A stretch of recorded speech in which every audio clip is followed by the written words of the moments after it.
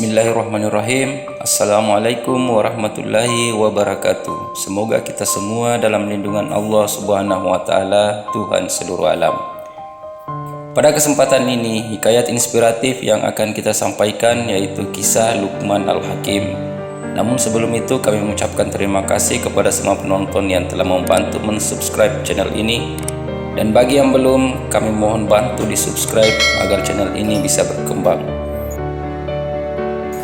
Nama Luqman Al-Hakim tentunya sangat familiar bagi seluruh umat Islam, selain karena Allah Subhanahu wa Ta'ala mengabadikan namanya menjadi nama salah satu surah dalam Al-Quran, yaitu surah Luqman yang menempati urutan ke-31 dalam Al-Quran.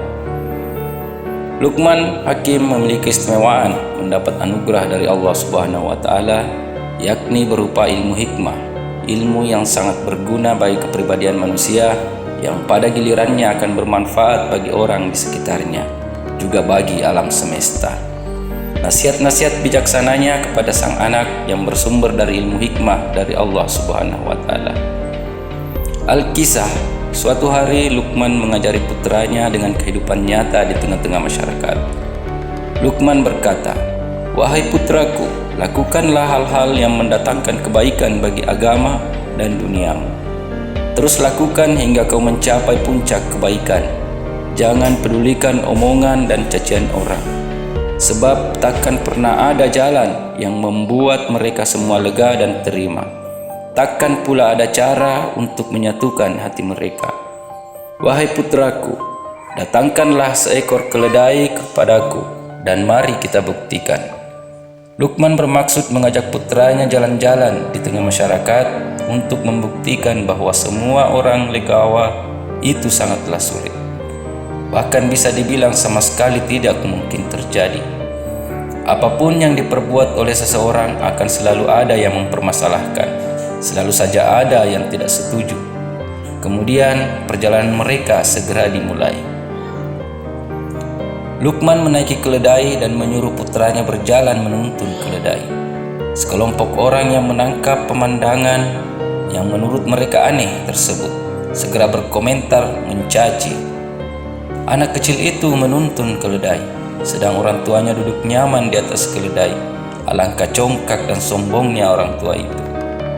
Luqman pun berkata, "Putraku, coba dengar apa yang mereka katakan." Luqman lalu bergantian dengan putranya. Kini giliran Luqman yang menuntun keledai, dan putranya naik di atasnya. Mereka melanjutkan perjalanan hingga bertemu sekelompok orang.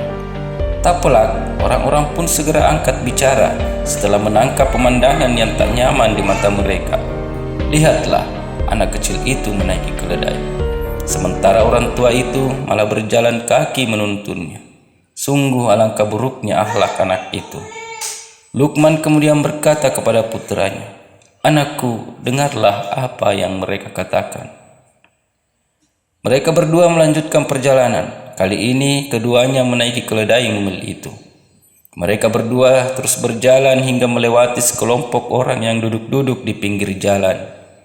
Lagi-lagi mereka unjuk gigi saat melihat Luqman dan putranya. Dua orang itu naik keledai berboncengan, padahal mereka tidak sedang sakit. Mereka mampu berjalan kaki.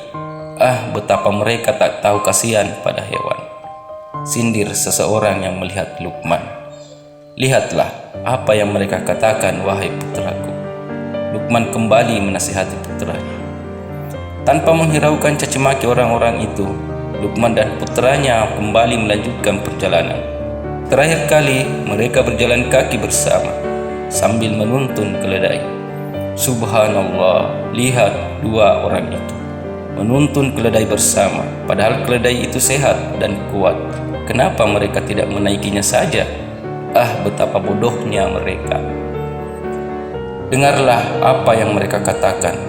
Bukankah telah aku katakan kepadamu, lakukan apa yang bermanfaat bagimu dan jangan kau hiraukan orang lain.